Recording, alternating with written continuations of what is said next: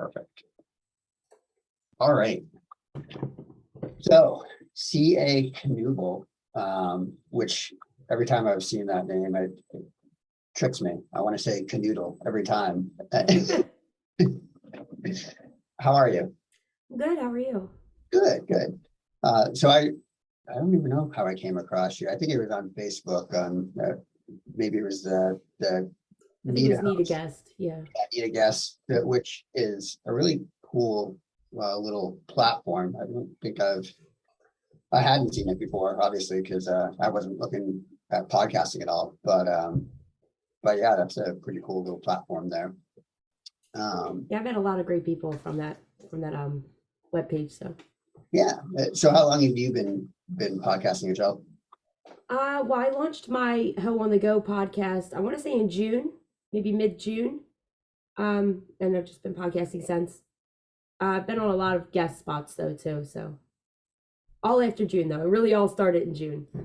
Nice. So you've got your Ho on the Go podcast, Mhm. and then you've got another one coming up. Well, the one that's coming up is part of a project. The podcast is just a small portion of it because it's not, it's an informational podcast. Mhm. So it really just gives the 12 main mental health conditions in an easily digestible way. For people who don't want the whole history lesson, they just want to know what they're getting into if they have like a friend or family member, or maybe for themselves. And the people who obviously want to know more can dive even deeper down the rabbit hole. But it's really just to give it kind of a cut and dry. These are what it looks like. This is what it looks like in you. This is what it looks like in your friends. This is what it, might feel like. This is what possible causes are, possible triggers, things like that, possible treatments. And the second season will go more into disorders, and then the third season will go into phobias. Nice. I like that you're very organized with that. I am not an organized person at all. So like to see you, I think I watched your kind of the launch episode that you had on that and it's called Mentally Kills. Yeah. Well, it's Mentally Kill Project. Yeah. But it originally started as Mentally Kills. Yes. Yeah. Great name, by the way. Thank you. And you know what? It's been a topic of discussion because I have been in the works with nonprofit organizations for it. And, they don't really want to back it because of the name. And I was like, the name is what gets your attention. Like, what is that? Why would you name it that? Well, that's why, because the mind can kill. It's an absolutely great name for it. So I'm not changing it. Oh, that's great. I mean, stick by it. I Yeah. think I'm kind of the same way when I have things that work for me that I want to do. It's just do it that way, and you get that feedback. You should, sometimes the feedback's good, but for a lot of times it's personal to you that you came up with. Yeah. Well, I mean, look at my Ho on the Go podcast. I call myself a hoe. I do that because it's a derogatory term, because it's negatively looked at. But hoes are top tier, and I'm trying to teach people the way of the hoe. But it's kind of the same thing. It's giving that title that's going to get your attention. So that now you want to get interested and you want to look at it. And now you're in the page and you're like, wow, this is crazy, like in a good way. Yeah, it's that hook that comes along. Exactly. It's like the first line in a book. By the first line in a book if you're going to continue the book or not. Right. Yeah. Excellent. Yeah. Like Pat, typically my co-host, he wanted me to mention he really likes the Mentally Kill. Thank you. What he's been looking at it so far with it. So we talked about we have talked about mental health a little bit on our podcast. Nothing too in depth. We don't have a whole lot of history other than personal history with it. I think everybody has their own personal history, and that's enough. How so what kind of got you into that project itself? Well, actually it started 6 months ago. I got out of the hospital. I made an attempt because I had a series of things happen beforehand. I explained a little more in my video on my page, but I got diagnosed with a few conditions. I already knew I had PTSD, but it had actually changed into CPTSD because of another trauma that happened after, which has just more symptoms. So PTSD is post-traumatic stress disorder. CPTSD is complex post-traumatic stress disorder.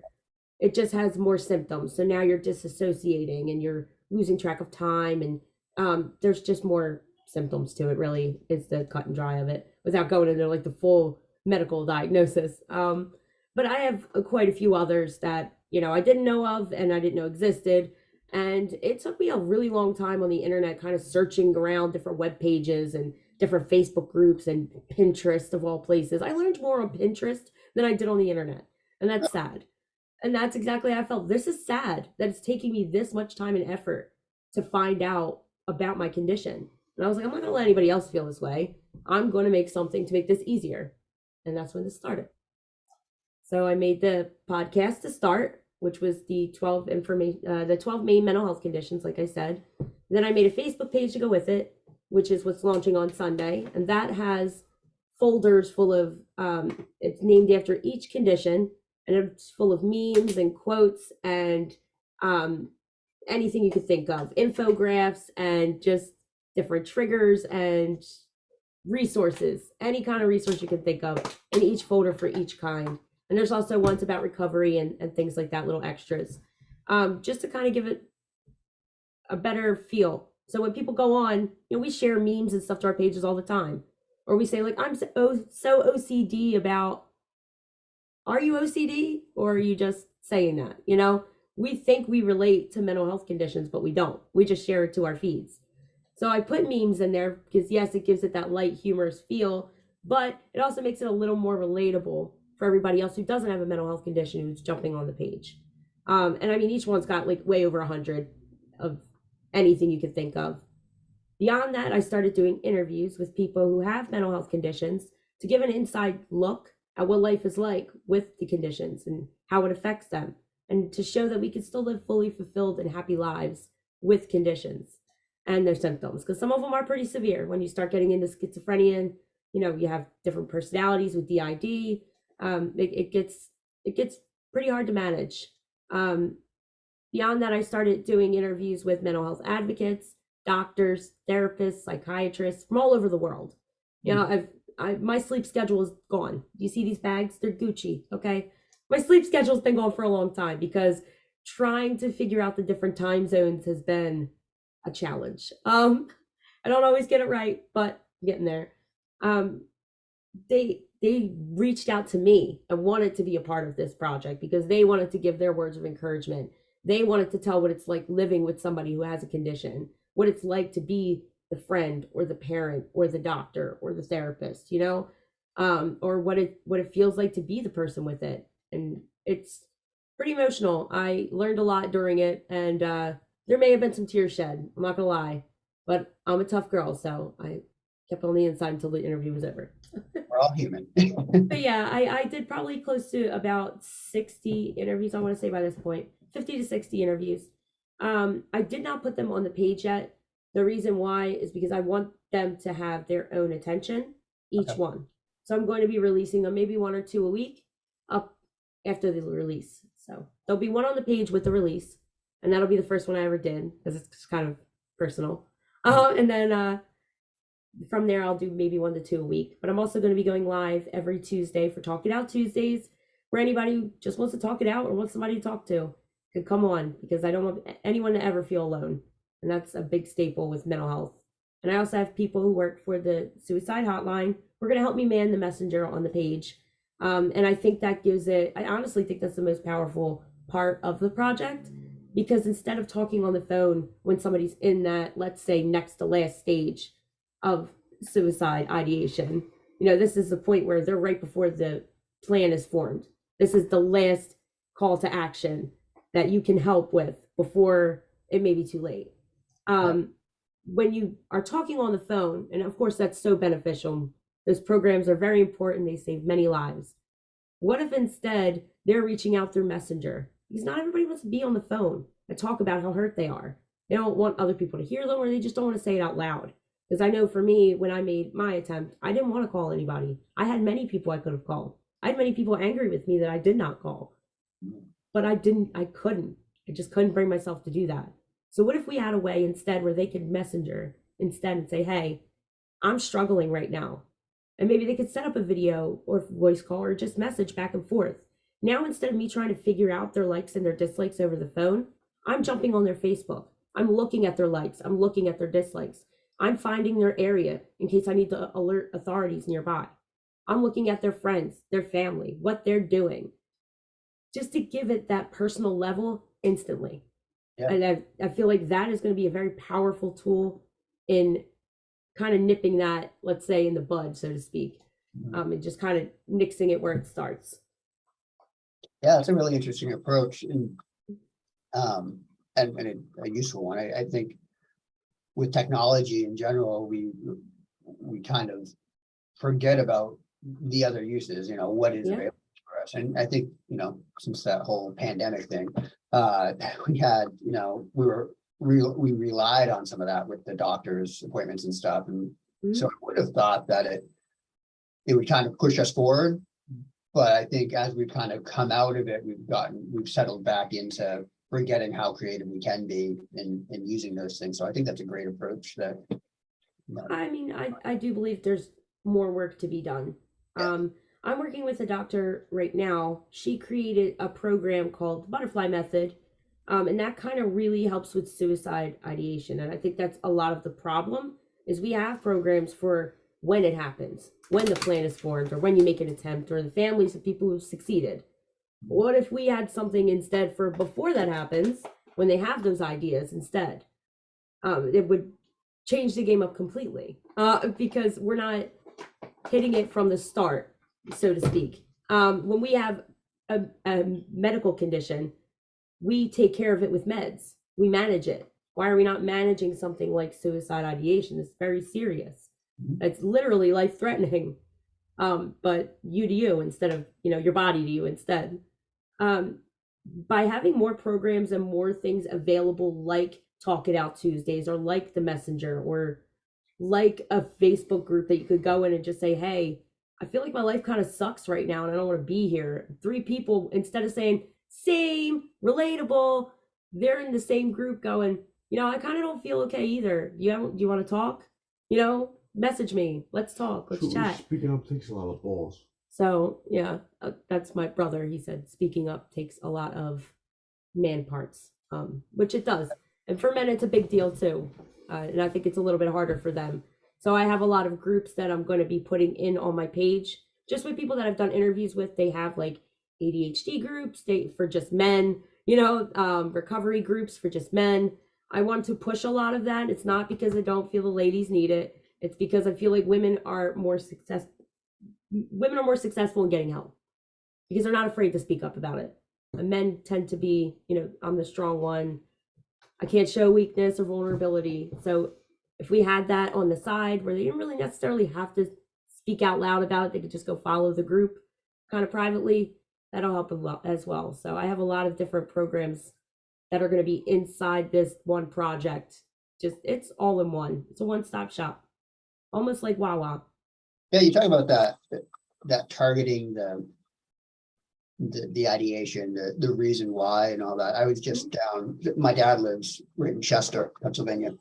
And so I was just down there a couple weeks ago visiting him, and we started talking about suicide in general. And I've got 4 kids, but 2 of them are in high school now, and the 2 older ones are out of high school. But that topic of, why is it that it seems that kids now are more depressed or wanting to commit suicide along the way versus when I was a kid. I'm 42 now, and then when he was a kid, and he's 24 years older than me, and even with him, like, he kind of started off with his issue of like, I didn't really feel any thoughts of that back then. How honest he was with that answer, I don't know. And then I myself had, a few thoughts along the way, but it seems you hear more about kids nowadays at that age. And, I wonder if we had that conversation, is it social media? Is it not going outside? Is it not having those interactions with people in person? I think it is social media, and it's interacting with people too much in general, not just in person, but over social media. We use social media as a form of escape. It's escapism. we spend our time scrolling through videos or TikToks or sharing memes or talking to people online. And we're not doing the things that say me or you used to do when we were younger, like going outside, skinning our knees, seeing the world for what it is, seeing the good things that are out there, because all that they see is online. People who are presenting themselves in a way where they should be jealous or that they're living lavish lives. And it affects your mentality and your self-esteem. Well, I don't have that. I'll never have that. Why don't I have that? So now you have all of this self-doubt and you're judging your worth based on what you see online. Just because when you're a teenager, your emotions and your hormones, you're going through puberty. That's a time where most of us have trouble loving ourselves. And it's just, it doesn't help to look online and see people who seem like they have it together, even if it's fake. And that's all they have. Yeah. I mean, for me, I had MySpace, and that came out when I was like 16. I was almost done high school. I missed So, you know, I miss MySpace as a side note. I really do. But yeah, it's too much social media. You know, even when we had MySpace, it was just MySpace. Yeah. And it was kind of hard to find people. You had your top 8.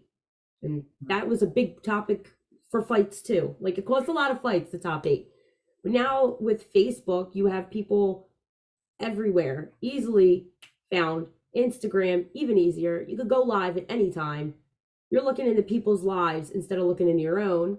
So it's hard to find worth and value and things that you enjoy in your own life if you're really busy watching everybody else's instead. Sure. Yeah. Good points there. So with your project as it is, like it just amazes me at how it seems like you say you started 6 months ago, or is it been, wow, that's a lot of work. It is. It is. Thank you for acknowledging that. What's that? I said, thank you for acknowledging that because I'm tired. Yeah, I mean, I certainly appreciate the work you put in. That's amazing. Has it been just you for the most part, or have you been working with a team of people? Or it is just me. That's so cool. It is just me. Just me making the logo, the website, doing the interviews, making really me and Pinterest have been teammates in this. Because like I said, I have learned most of what I've learned, or most of the like memes and, help with my infographics and stuff like that. Because a lot of them I created myself. Just because I want it to be cut and dry, like I said, and easily digestible. And that's the best way I feel to do it. I'm not done, by the way. This is just the start. Once I have season 2 and maybe season 3, I think I might space it out under my belt, because I have started on season 2 writing it out. Once I have those 2 under my belt, I've already started animating it, but I'm waiting for more drawings to come in because I have a team for it.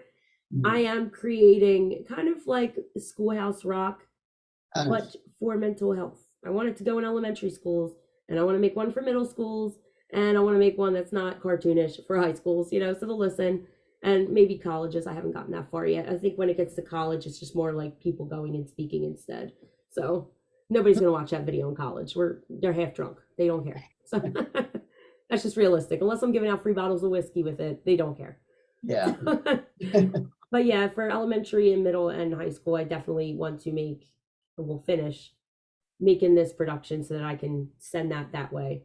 And why do we have like ones for history and bills and things like that, and instead of mental health? I think that's a little more important in elementary school than learning about what is a bill. That's not going to affect them anytime soon. You know what I mean? Right. Yeah. I mean, that's a great point. That's Yeah. stuff that's really stuff that is left out of the schools. I think about the stuff that my kids have brought home through the years and the topics they learn about, that some of the history stuff that Irrelevant. not going to use that anyway. And then you talk about some of the more human things that you're going to have to be interacting with people day to day. You're going to have to interacting with yourself day to day. And you get maybe, 1 year maybe of home ec or health class or whatever it is. And in junior high. Isn't even sex ed. Yeah. There's no sex in sex ed. They give you all the 1,000 reasons why you shouldn't have sex. For teenagers, that's like at least 10 reasons they should. They're teenagers. Like, you should be telling them how to have it instead, in a safe way, instead of, you're going to get herpes. You can't do that with people. And I'm sorry, I wasn't allowed to say that, but you can't do that with teenagers because they are literally going to do the exact opposite of what you said. You're making it sound fun. You're like, look at all this fun stuff you might get, which of course it's not to people who know what it is, but they don't know what it is. That's the point. They're children. Teenagers are still children. They've got the availability for the internet has everything. Yeah. And available at quick access, and what they aren't teaching in school, the kids are learning from there. When I was a kid, that was nothing. Like, we were just getting the internet at that point in time, and I remember printing off these fake images of celebrities that would just go through and take forever to go through, versus now where parents, myself, my other friend parents and stuff have to like put blockers up on the internet and all of that stuff. So gotcha. I get it. I kind of feel like when it comes to education in any level, nothing has changed for a really long time as far as curriculum goes. The world has changed a lot, but nothing in the way that we teach our next generations has changed. Yeah. Nothing. We're not teaching them to be safe on social media. We're not teaching them proper sex ed. We're not teaching them how to take care of their minds as well as their bodies, or even their bodies. What to eat, what not to eat. Even when you go to home ec, you're teaching them how to make cookies. Like, that's not helping them. Most of us know how to make cookies anyway. Yeah. For me, I think the most beneficial thing they did, and it's a double-edged sword. So for me, I did have home ec, and it was kind of like 3 different marking periods. So the first marking period, we learned sewing. Beneficial for me because I could still sew. Not very well, but I could still do it. It's going on the resume. No questions will be answered. Thank you. They also taught us cooking, which they kind of did go into a little bit of what you should and shouldn't eat, which is literally just the food pyramid they went over. And then we baked cookies. Fantastic. Then we went and took a baby home. And this thing was a nightmare. It literally, you took the car seat with an actual baby and it would scream at random intervals. And you had to either feed it or change the diaper. It was kind of like a real baby. But the scream haunts my dreams. And I'm 31 now. I was 15 when I took it home. It haunts my dreams. But also at the end of the year, after you were done with the baby project, you went into, they had a daycare center at the school where I went to high school. You would go in with the pre-K kids. And you would sit with them for the market period and kind of get a grasp on what kids do, which is drive you insane. Right. Which deterred most of us from having children at a young age, but not all of us, obviously. Right. So, like, that was beneficial, but not enough. Still not. There's no education there. I'm chasing kids around. I had nieces and nephews already. Mm-hmm. I did that at home. What does that do to teach me what I need to know at this age to be safe? Nothing. And again, mental health, same thing. When it comes to my high school, what I wrote out for high school is a little skit and journal entries. That's it. Yeah. Take them home, fill them out. Hmm. You meet once a week with your counselor. You bring your journal entries. Talk to her about your journal entries. If she sees something that might be a red flag, it's a red flag. She's going to tell you about it. Why it's a red flag. Why it might be a red flag. Why that might not be an okay way to feel. Because a lot of times with mental health conditions, we don't realize it's not normal. Like, I hear symphonies when I get really, when I feel something very deeply, like I'm ecstatic or I'm super depressed or I'm angry, like super angry. When I feel something to an extreme, I start to hear music. It's not there. It's part of my mental health condition, but up until I got diagnosed, I thought that was normal. Yeah. And then I was like, oh, gotcha. That's not normal. Okay. Or average, I should say. But these kids don't know that. If I didn't know it at almost 30 years old, they're definitely not knowing it in high school. And a lot of mental health conditions, they start showing symptoms at that age. So that's when you really got to start paying attention. Yeah, that's really interesting with like you talk about in your case, the hearing that music. I love it. Or, yeah, it sounds, It's a pleasant symptom that I have. And honestly, I've learned to use it to gauge when I'm feeling an extreme way. I have borderline personality disorder, so my moods and my emotions change very rapidly, and they are very intense. Like I feel things very deeply. So if I feel that extreme feeling and I start hearing it, I know like what is going on right now because I'm feeling something. Let me pull out my emotion wheel. Now I'm looking at the emotion wheel. I'm going, all right, I'm not depressed or suicidal. I'm just a little disappointed. And then you hear it start to ebb away. I'm like, all right, I'm not upset anymore. Carry on. It's really it's kind of like a theme song, it feels like, you know? I feel like I'm in a movie and the music is like when you get to a boss battle. And I'm right, like, all right, I'm not ready for the boss battle yet. You know, you've done this, you've played video games. You get ready to go to the boss battle, you start to hear the music. You're like, no, wait. I didn't get the armor yet. I gotta go back. And then you start going the other way. It's the same thing. wow, that's really, yeah, because I think, well, with me, it's a lot of, I feel things physically, and I think a lot of people do anyway, but we all feel things in our own way, Right. whether that's physical or seeing things or hearing things. Yeah.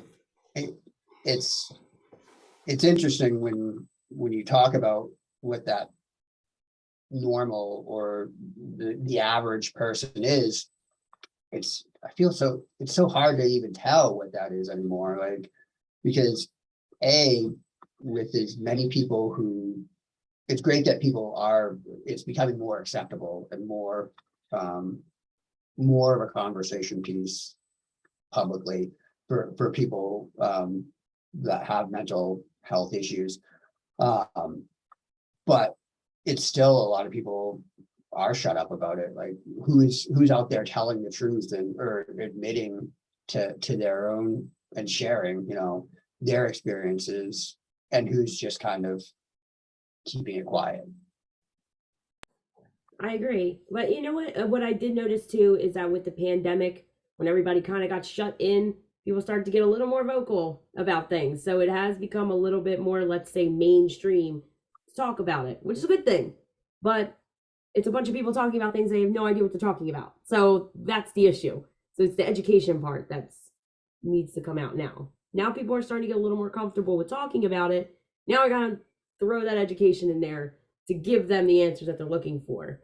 Now, when we were all stuck in the house, I don't know about anybody else, but I had to sit with me, and that was not cute at all. Okay, so it's like a lot of internal, kind of working out the kinks and stuff. Going, oh well, I've been so busy working all the time and social stuff, and I mean, I'm sure you've seen the thing I do a lot. I'm sure you see that from my page. There's not Very much good. I don't do.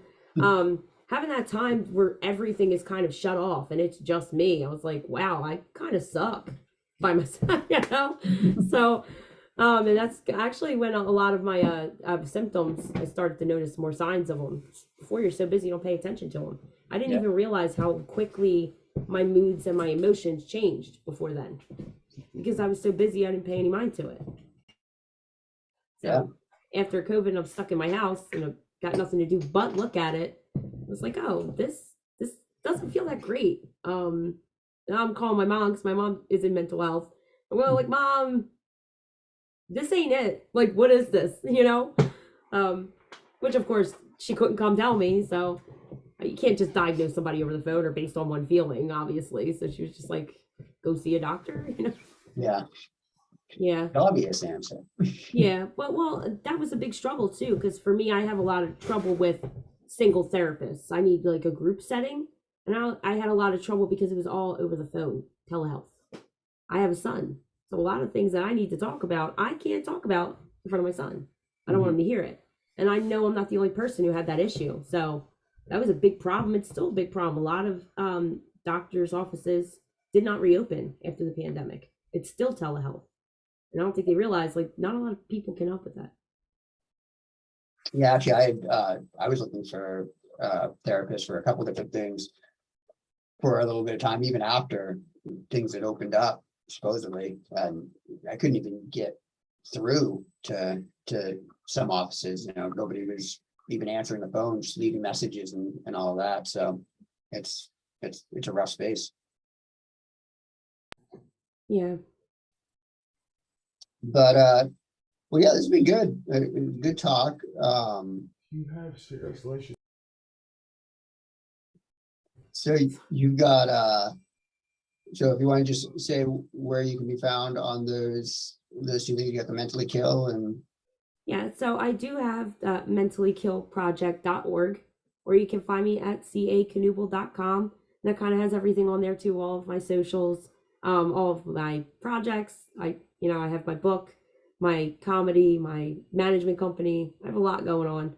It's all on my pages. So instead of, saying find me on Instagram and Facebook and all that, it's all on cakanooble.com. And the Mentally Kill Project is on mentallyKillProject.org. perfect. It was good talking to you. Good to meet you. And It was. Thank you so much.